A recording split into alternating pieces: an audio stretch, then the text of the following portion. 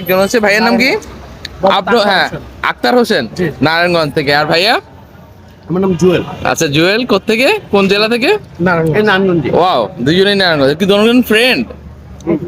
ওকে ওকে। তো একজন হচ্ছে সাংবাদিক, আরেকজন হচ্ছে ভাইয়ের প্রফেশন ব্যবসায়ী। Good, আমিও ব্যবসায়ী। তো কি অবস্থা, কেমন লাগতেছে? আলহামদুলিল্লাহ ভালো। আমার কাছে সবচেয়ে ভালো লাগছে যেটা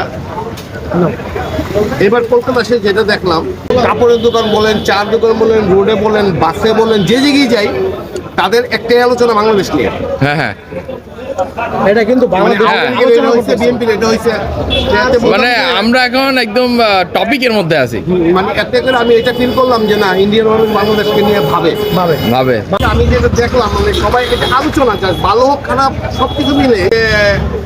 ডক্টর ইউনূস এই করছে, আওয়ামী লীগ এই করছে, বিএনপি এই করছে, মানে যেখানে যায় মানে বাংলাদেশে কি হচ্ছে একটা আলোচনা।